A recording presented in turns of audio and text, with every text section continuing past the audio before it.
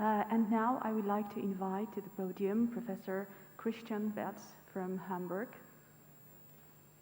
And he will have this lecture about sinonasal cancer with orbital invasion. Perfect. Thanks a lot for the nice introductory words. It's my pleasure to be invited to this talk, and the topic is very interesting because a lot of thoughts have been developing around this topic, sinonasal cancer with orbital invasion, and I hope I can easily guide here. Okay, good. I will give you a brief introduction into the topic. I will come to the main part, where I will discuss traditional dogmas concerning orbital invasion of paranasal sinus malignancies with regards to endoscopic sinus surgery, and I will give some sort of an outlook into new trends, what has been happening recently on this topic, and I will come to some sort of conclusion.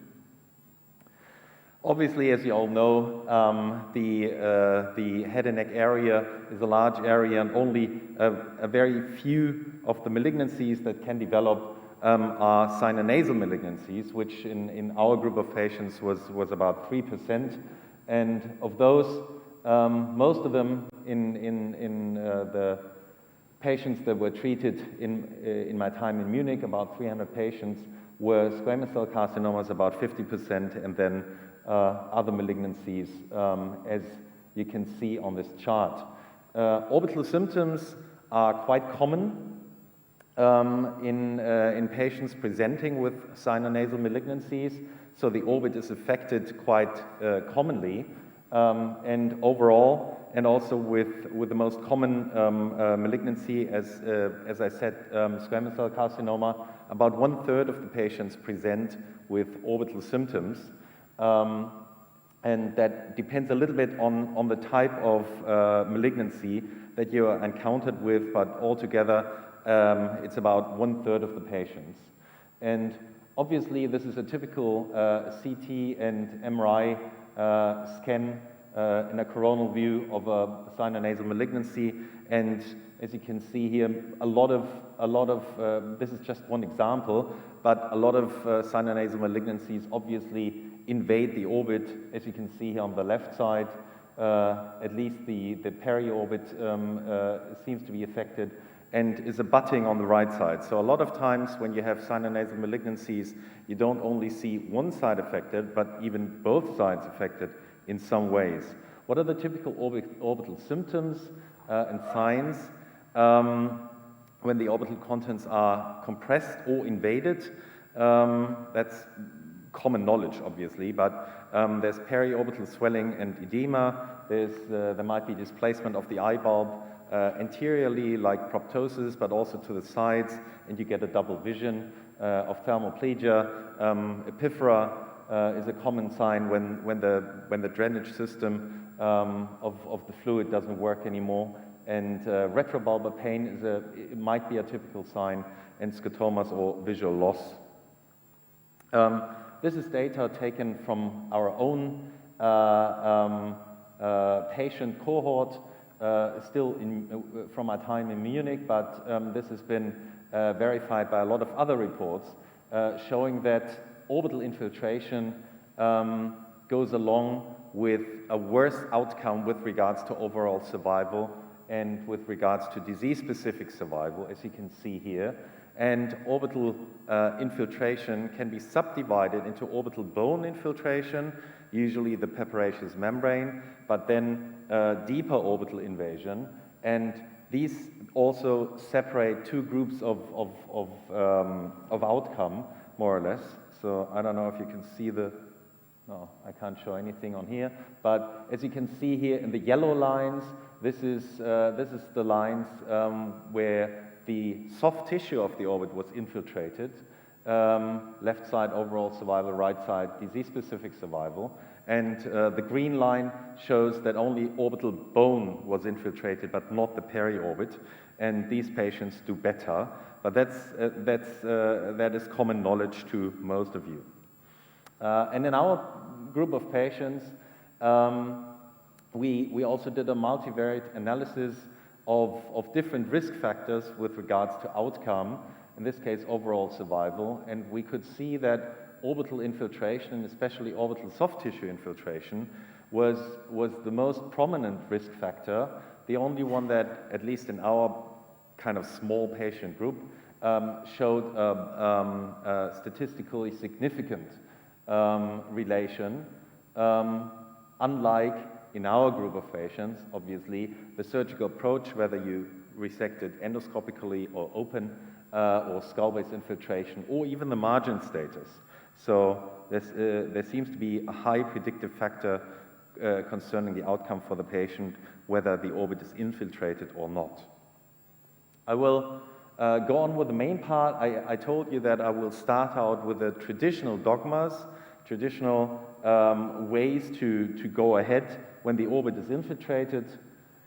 And one common knowledge, which has been shown by a lot of rather small studies, at least to my knowledge, and also by our own patient group, is that there's not a whole lot of difference if the orbital bone alone is infiltrated, but not the peri-orbit, whether you did your resection endoscopically versus open, with regards to overall survival and disease-specific survival. In our cases, the patients with endoscopic resection even did better, but it's not wrong to operate on a patient endoscopically when the orbital bone is infiltrated. And that's common knowledge. What happens when the orbital bone is passed and you find yourself in a situation where the peri-orbit is either infiltrated or even transgressed? And if that is not the case, then there's not a real contraindication for endoscopic resection. A lot of times, even malignancies push the peri-orbit ahead of itself, whereas the bony border is usually quite easily destroyed. If you do see an invasion or transgression of the orbit, then usually, at least in the traditional teaching, endoscopic resection is contraindicated and an orbital exenteration is recommendable. How do you anticipate a infiltration of the peri-orbit? That's not very easy. A lot of times you only see that once you open up and you really inspect the peri-orbit. But obviously, there has been lots of groups looking at this factor, and it can change the way you talk to the patient ahead of the surgery and make yourself the best possible plan for surgery. And obviously, this is the European position paper on endoscopic management of tumors of the nose, paranasal sinuses, and skull base, a few years old already, about 10 years. And in here, like in other publications, it is recommended that an MRI scan, usually with a T2 weighted image, can usually differentiate between periorbital invasion or not. And more specifically, you can order a stir sequence, which is a fat reduced sequence, which can usually very, very well show an infiltration of the peri-orbit or not. However, this is only a guess, and obviously you should always plan or think ahead. What are you going to do when intraoperatively there's a different situation and the peri-orbit is broadly involved with tumor? And then obviously you need to have the patient consented to do more if you find a periorbital involvement, and obviously the will of the patient is very important in this way as well.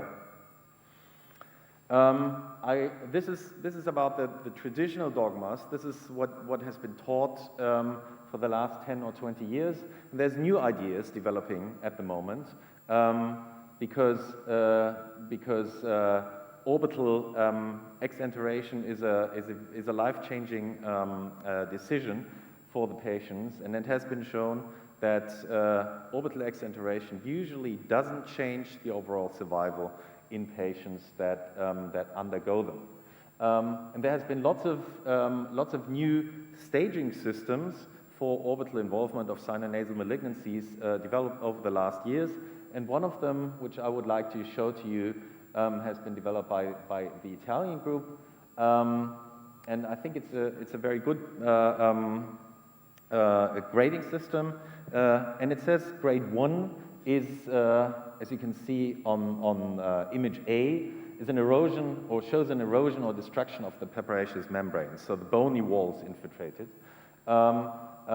Grade 2 shows an invasion of the periorbit or a focal invasion of the extraconical periorbital fat, so outside of the layer where the muscles are. Grade 3 is an invasion of the anterior 2/3 of the orbit, as you can see on image 4 as an example, and grade 4 is an involvement of the orbital apex.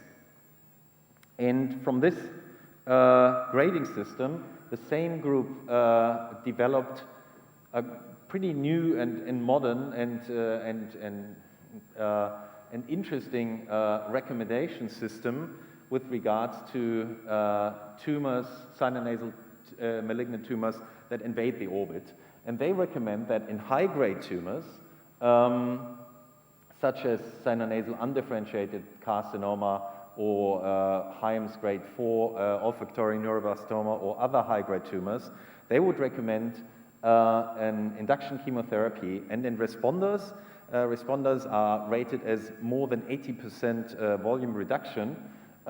They would recommend exclusive chemoradiation therapy as an orbital preservation method, more or less. And only in non-responders or in all the low-grade tumors, they would evaluate concerning the grading system I just introduced. And in grades 1 to 2, meaning either orbital wall infiltration or minor infiltration of the periorbit, they would recommend endoscopic endonasal surgery and an orbital preservation. In grade 3, where the orbit is infiltrated in the anterior 2/3, they would recommend orbital exenteration, and in grade 4, they would recommend a palliative care. And I think this is at least an interesting recommendation. With regards to induction chemotherapy, this has been discussed for a while, and also in my department in Hamburg, we are discussing induction chemotherapy for large infiltrative sinonasal malignancies a lot. And one interesting study that has looked at different therapies, including induction chemotherapy, not all with the same protocol, obviously, because you have different pathologies, is this study that took data from the National Cancer Database in the United States and looked at 4 different treatment groups: surgery plus minus adjuvant therapy in blue, chemoradiation therapy alone in red, doing the worst, as you can see here, with regards to overall survival, induction chemotherapy and chemoradiation therapy doing a little bit better in green, and induction chemotherapy and surgery in yellow, doing about the same as surgery and adjuvant therapy. And this is, I think, interesting data, even though the number of patients in the yellow line group, more or less, is the smallest. So this needs to be looked at with some care. But the authors say that given that induction chemotherapy followed by surgery has a similar overall survival to primary surgical management, our data additionally supports the use of induction chemotherapy in locally advanced sinonasal squamous cell carcinoma for possible orbital preservation. And I think that's an interesting thought that is something new, at least to me, and something that should be looked at into more detail in the future in order to best care for our patients with regards to survival, but also function. The topic here is endonasal skull-base surgery, and the subtopic is sinonasal malignancy with orbital invasion. I would like to, when looking at new trends, I also wanted to point out that there has been a proposal that by a group from Florida already more than 10 years ago, that in cases where you needed to resect the orbital contents, it's possible to do that endoscopically, and the advantage to do that endoscopically versus to do that open is that you can preserve the periorbit on the orbital roof and the lateral wall of the orbit. And if you don't use a free flap or a pedicled flap for reconstruction, then the mucoalization is happening much faster, especially when you need, for example, an additional adjuvant therapy like radiotherapy afterwards. And the way this is happening is you create a large window from the nose, so you take away the papyraceous membrane, then you use a shaver system, so powered instrumentation, to suck away all the fat and the muscle tissue from behind the globe. Then you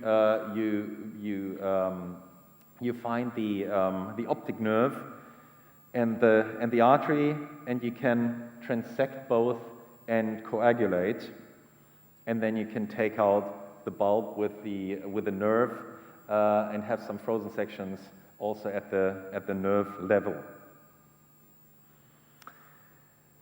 I would like to come to a short conclusion with regards to what I've said before. Obviously, and you know all of this, you all know this, orbital invasion is a negative predictor of outcome. The further the orbit is invaded, the more negative this predictor becomes. Orbital invasion needs to be subclassified into different levels. There's orbital invasion of the bony wall of the orbit, there's invasion of the periorbit, there's invasion of the extracornal fat tissue, there's invasion of the intracornal structures, and there's invasion of the orbital apex. And they must be looked at very specifically with regards to patient treatment and decision making. And orbital invasion does not need to be a contraindication for endoscopic tumor removal. I think that's a very important point that I would like to make here. And with this, I'm finished. I'm very happy to take any of your questions. Thank you.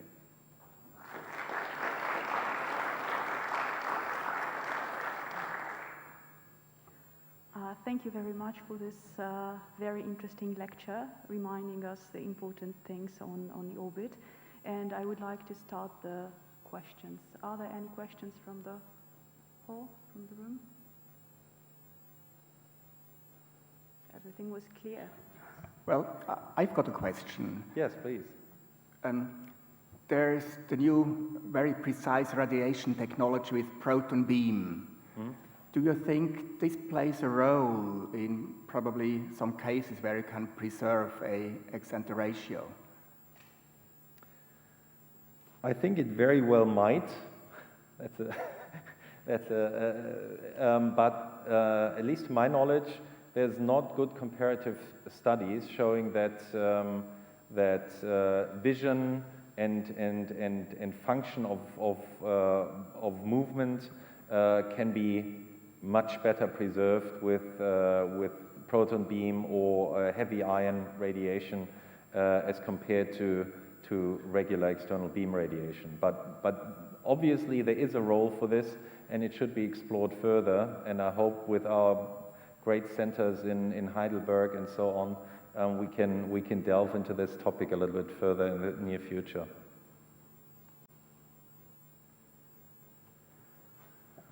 All right, so if there aren't any questions anymore, we would have now the talk of Piero Nicolai. Unfortunately, we have no pre-recorded talk and no Zoom contact to Professor Nicolai, so we have to leave it. And it's 7 minutes before the end, the official end of the session. I think we have to close now, and I thank you all for your participation. It was great to have you all here, and I wish you a wonderful further stay here in Thessaloniki at the ERS. Thank you very much.